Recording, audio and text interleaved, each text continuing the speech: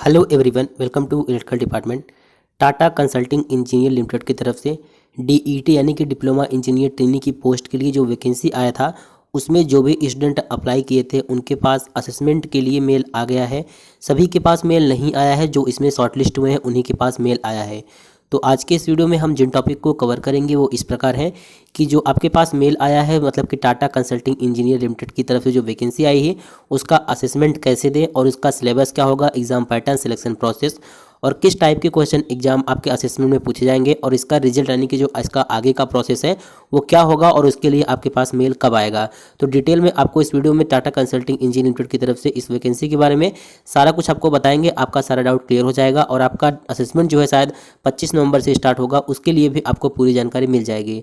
तो वीडियो को पूरा एंड तक देखते रहिए। अगर आप चैनल पर नए हैं तो चैनल को जरूर से सब्सक्राइब कर लीजिए एवं टेलीग्राम चैनल भी ज्वाइन कर लीजिए।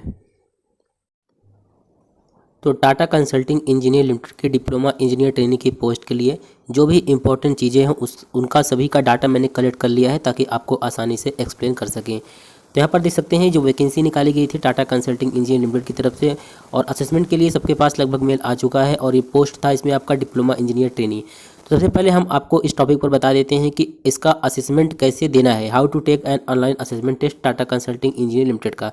ठीक है, तो बहुत से स्टूडेंट हैं उनको पता हो गया होगा, पूरा ईमेल अगर वो अच्छे से पढ़ेंगे तो उसी में सारा कुछ दिया गया है। और काफ़ी स्टूडेंट हैं उनको नहीं पता चल पा रहा है कि क्या कैसे देना है, लैपटॉप से देना है, फ़ोन से, मोबाइल से देना है। तो देखिए जो भी आपका जो टाटा कंसल्टिंग इंजीनियर लिमिटेड की तो जो मेल आया है उसमें अप्लाई करने, जब आप अप्लाई कर देते हैं उसके बाद नेक्स्ट स्टेप होता है आपका ऑनलाइन असेसमेंट। तो आपको ऑनलाइन असेसमेंट कब देना है और कैसे देना है ये आपके ईमेल में दिखा गया है, मतलब कि आपका टेस्ट किस डेट को है और टाइम क्या है उसका वो आपके मेल में लिखा है। ठीक है, और ये टेस्ट कई स्टूडेंट के मन में सवाल था कि ये टेस्ट हम लैपटॉप पे दे सकते हैं या फिर मोबाइल पे।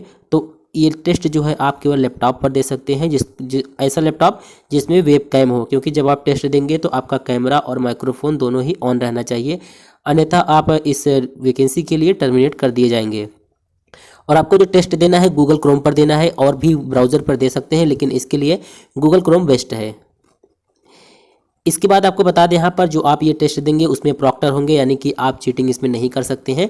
जैसे कि कोई भी क्रोम का कोई भी टैब ओपन करके आप एग्ज़ाम दे रहे हैं और आप अगर अलग टैब में जाते हैं, विंडो को क्लोज करते हैं तो वहीं से आपको टर्मिनेट कर दिया जाएगा। तो यानी कि इसमें प्रॉक्टर होंगे, निगरानी रखी जाएगी, आप चीटिंग नहीं कर सकते हैं। अब बात आती है कैसे देना है। तो आपके पास दो मेल आया होगा। पहले मेल में आपको बताया गया होगा कि आपका टेस्ट कब और किस समय है और किस प्रकार देना है, और जो दूसरा मेल आपके पास आया होगा वो उसमें लिंक दिया होगा। इस प्रकार से लिंक होगा, उसमें टेक असेसमेंट पर क्लिक करेंगे आप, तो वहाँ पर जाके आपको अपना ईमेल आईडी वेरीफाई कर लेना है। ये काम आपको 25 नवंबर के पहले ही करना है ताकि उनके पास आपका ईमेल आईडी पहुँच जाए और जब आप एग्ज़ाम दें तो आपको कोई भी असुविधा न हो। और टेस्ट के पहले आप लोग मॉक टेस्ट भी दे सकते हैं, जिस प्रकार से कोई भी आप कंपटीशन की तैयारी कर रहे होंगे, मॉक टेस्ट होता है जो आप मतलब कि उस एनवायरनमेंट से, मतलब किस प्रकार से उसमें आपको टेस्ट देना है, ये आपको मेन असेसमेंट के पहले ही आपको मॉक टेस्ट देकर सारा कुछ आप जान सकते हैं ताकि टेस्ट के टाइम आपको कोई असुविधा ना हो। अब देखिए टेस्ट देते टाइम आपको उस पेज को रिलोड नहीं करना है। और कई स्टूडेंट के मन में सवाल था कि अगर हम कैफ़े पर देते हैं तो वहाँ पर ज़्यादा टाइम लगेगा क्या, ज़्यादा डाटा कंज्यूम होगा। तो यहाँ पर आपको बता दें इस टेस्ट को देने में लगभग 300 MB लगेगा, और अगर आप चीटिंग करते हुए पाए जाते हैं तो आपको टर्मिनेट कर दिया जाएगा। कोई भी हीयरिंग डिवाइस आपको यूज नहीं करना है, क्योंकि आप कैमरे में अगर आ जाएंगे, ईयरफोन, हेडफोन वगैरह अगर यूज़ करते हुए, तो वहीं से आपको टर्मिनेट कर दिया जाएगा। और टेस्ट लिंक जो है आप लोगों के पास आ गया होगा। चलिए अब आपको बता देते हैं टेस्ट लिंक पर क्लिक करने के बाद आपको अपना ईमेल आईडी को कैसे वेरीफाई करना है। तो आप लोग अपना ईमेल आईडी ओपन करेंगे, वहाँ पर आपको इस प्रकार का पेज, मतलब मेल आया होगा, और सीधे आपको क्लिक करना है टेक असेसमेंट पर।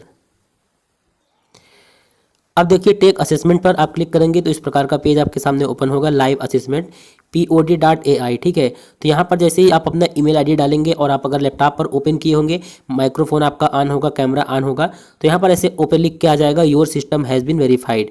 ठीक है, यानी कि आपका सिस्टम जो है एग्ज़ाम देने के लिए कंफर्टेबल है, सही है, आप इसी सिस्टम से एग्ज़ाम अपना दे सकते हैं, दे सकता है। देख सकते हैं यहाँ पर लिखा भी गया है you may now proceed with starting the test.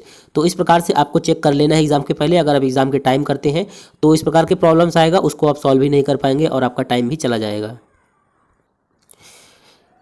यहाँ पर आपको एक और इम्पॉर्टेंट चीज़ बता दें, जैसे आपका एग्ज़ाम जो है सॉरी असेसमेंट टेस्ट या एग्जाम जो भी बोले, इस असेसमेंट जो है आपका अगर 25 नवंबर 2023 को है और 10 बजे से 10:45 तक, यानी कि आपका 45 मिनट तक है। जो आपका मेन एग्जाम होगा वो 30 मिनट तक ही होगा, लेकिन आपको यहाँ पर 10 से 15 मिनट पहले ही आपको वहाँ पर लिंक पर क्लिक करके उस पेज पर जाना होगा ताकि आपका सिस्टम अच्छे से वेरीफाई हो सके। ठीक है, 10-15 मिनट पहले आपको जाना, ऐसा नहीं है कि 30 मिनट का असेसमेंट जो 30 मिनट का ही है तो आप लेट जाएंगे। ठीक है, 10-15 मिनट आपको पहले ही वहाँ पर विंडो पर ओपन करके बैठना होगा। तो ये तो हो गया आपका असेसमेंट कि आपको असेसमेंट कैसे देना है। ठीक है, बाकी अगर आपके मन में कोई क्वेश्चन है, कुछ नहीं समझ में आ रहा है, तो आप कमेंट करके हमसे पूछ सकते हैं, हम आपको रिप्लाई कर देंगे। अब बात करते हैं असेसमेंट के बाद क्या प्रोसेस होगा। मान लीजिए आपने असेसमेंट दे दिया, उसके बाद क्या प्रोसेस होगा, कैसे आप इसमें सेलेक्ट होंगे। तो अब हम बात करने वाले हैं सिलेक्शन प्रोसेस का।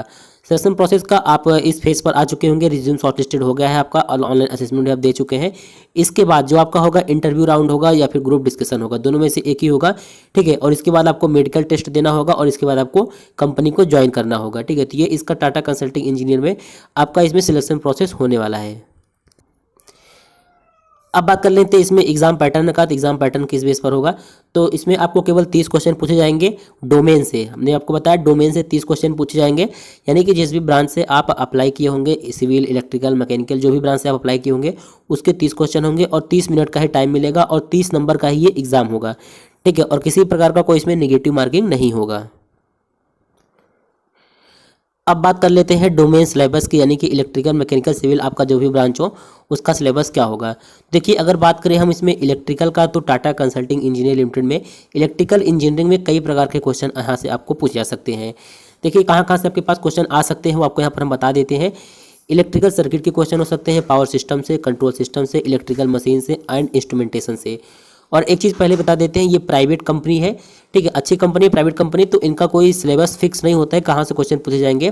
लेकिन डोमेन से इन्होंने कहा है इलेक्ट्रिकल से, तो बेसिक इलेक्ट्रिकल के ज़्यादा क्वेश्चन देखने को मिलेंगे। इलेक्ट्रिकल सर्किट हो गया, पावर सिस्टम हो गया, तो इस प्रकार के क्वेश्चन वो पूछ सकते हैं। लेकिन आपको प्रिपेयर्ड रहना है, theoretical and practical application based question भी एग्जाम असेसमेंट में आ सकते हैं। और यहाँ पर कुछ हम मुख्य टॉपिक की बात करें तो पावर सिस्टम में अगर बात करें तो पावर जनरेशन के क्वेश्चन हो सकते हैं। क्वेश्चन का लेवल जो होगा वो इजी टू मॉडरेट लेवल का क्वेश्चन आपको इसमें देखने को मिल सकता है।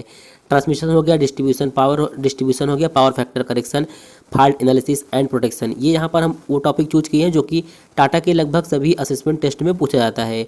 इलेक्ट्रिकल मशीन से बात करें तो principle of operation for motor and generator से क्वेश्चन आ सकते हैं।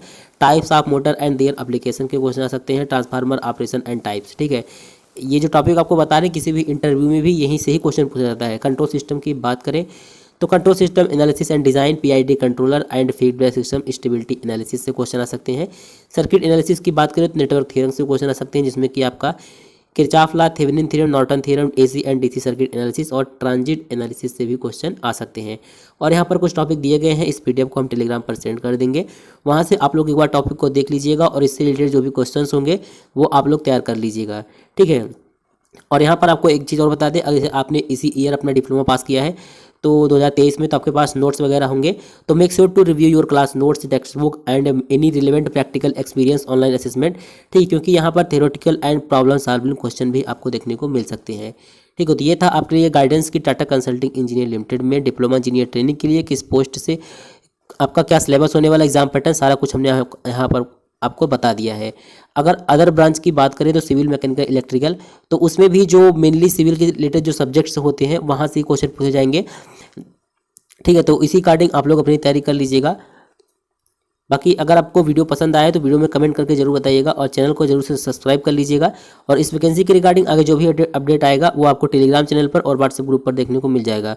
तो आप लोग टेलीग्राम और व्हाट्सएप ग्रुप